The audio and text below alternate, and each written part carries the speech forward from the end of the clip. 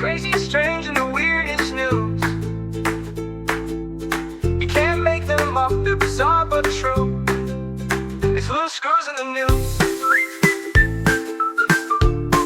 Hey, it's Mel. Hey, it's Scott.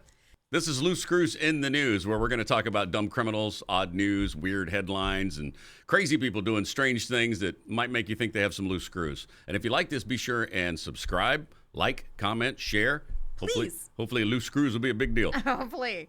I'll start us out with this story. Okay. It's from Nerd Stash. Hide your kids, hide your wife, and now hide your toes. That's right, a Miami area man ran over a woman's toes after she refused him a foot sniff.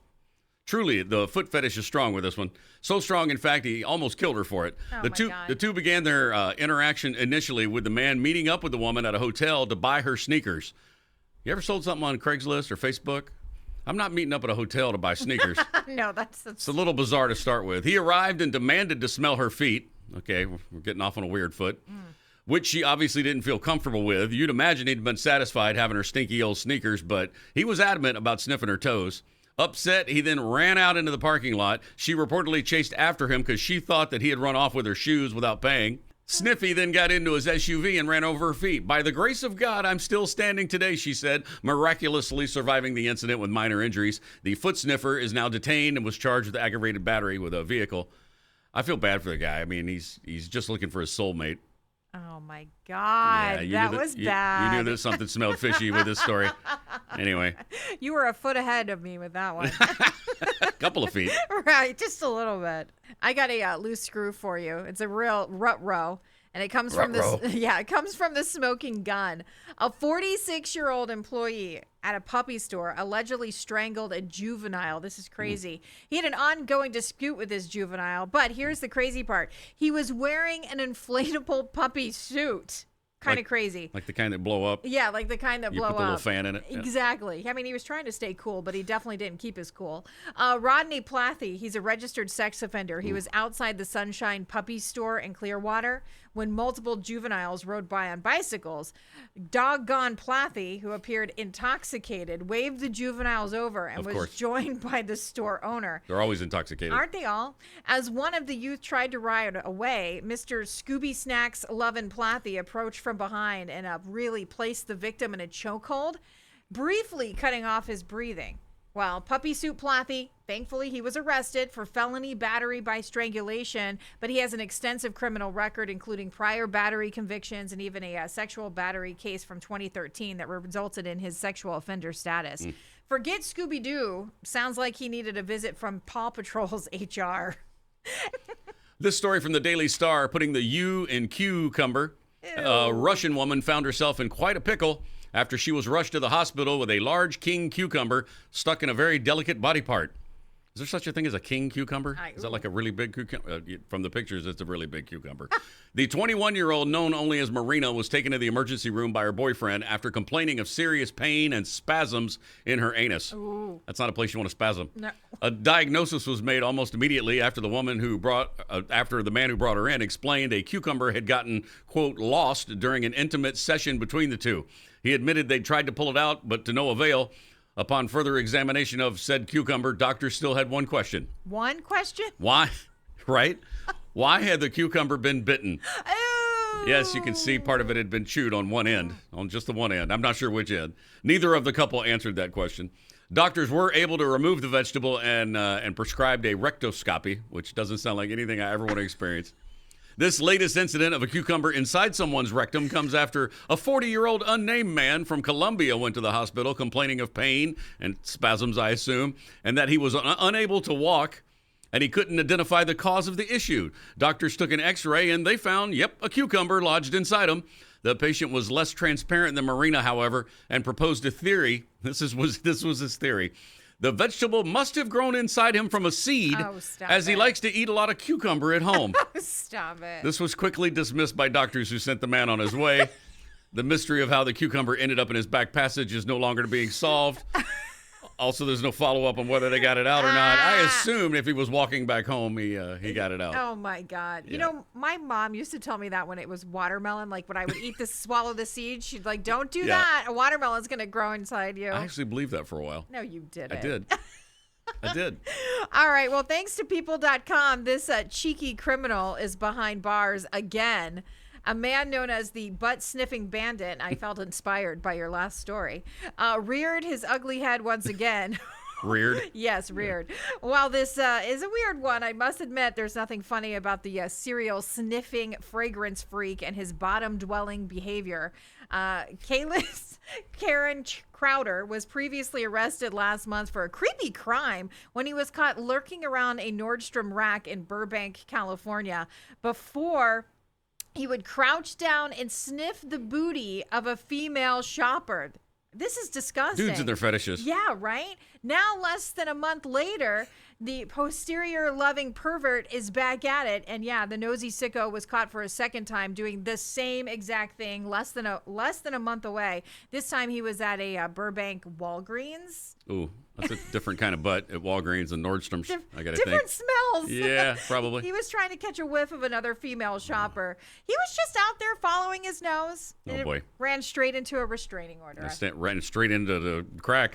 So we've got foot sniffing, butt sniffing, Yeah. and cucumbers up the wazoo.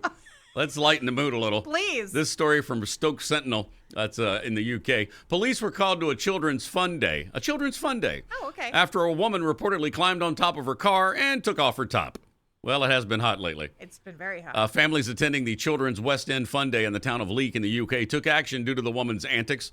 They claim she stripped off her top to reveal her bra and was dancing inappropriately on the stage where the performances were taking place. Then she got on the roof of her car, where she continued to make suggestive movements in front of children. Eyewitnesses allege the same woman also drove around the park in the vehicle. Officers were called to the scene. It's claimed the incident lasted more than an hour. One mom said she was on top of her car shouting obscenities and dancing. Wow. Haven't you ever just wanted to bust a move? She refused to come down and took her top off. Another added she was dancing and twerking very inappropriately in front of young children. Moms were having to cover up their children's eyes with their hands. The police practically tackled her off the stage, and everyone cheered as she walked away.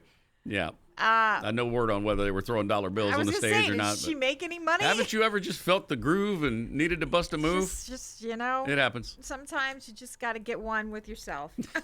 I guess. Houston, we have a scammer. Newser reported on an out-of-this-world ripoff of an elderly Japanese woman in her 80s. I know. I hate hearing about elderly people getting scammed. But she was scammed out of $6,700 after a fraudster claimed to be a stranded astronaut in need of money. I could imagine the phone call. Hello? Hello? Anyway, the romance scam began in July when the two connected on social media. Well, I mean, if it was something like Tinder, you know, that's like the great unknown, so I kind of understand. But the scammer told the woman he was, well, aboard a spaceship and he was facing an emergency. No oxygen, and he requested So funds. he needed money to buy oxygen While because he's in outer stranded in a space. spaceship. Where are you going to buy oxygen in space? I have many questions like you do. Wow. Allegedly, though, this isn't the first time an astronaut ran into an emergency and sought help. Back in 2022, another Japanese woman, this time was scammed out of $30,000, right? Yikes. By a man claiming to be, yet again, a stranded astronaut on the International Space Station. Same lady? No, different lady. Turns out the real black holes was their Oh, boy. bank accounts. Black hole was a bank Yeah, account. yeah, That's yeah, terrible. yeah. Yeah, you Isn't hate that to hear about awful? scams. Who falls for that? I need oxygen. I'm stuck in space. I know. I'm going to try that next time I'm scuba diving. I'm going to set up a GoFundMe. I need air. I'm underwater. I'm at the bottom of the Yeah, ocean. I'm 100 feet underwater. I'm going to drown. Please help. send me money so I can buy some air down here. Oh, that's awful. That's crazy. Uh-huh. You ever get behind one of those guys with a train horn on their truck? Oh, yes. Yeah. Residents of one neighborhood in Van Nuys, California are finally going to get some relief after months and months of loud noises from one of their neighbors. Gary Boisadon, maybe, I don't know. He's accused of blasting train horns and alarms from his home, and he's been arrested after months of complaints from fed-up neighbors. The sounds, especially the train horns, which could reportedly be heard up to 3 miles away, were going off multiple times a day, disturbing sleep and peace around the neighborhood.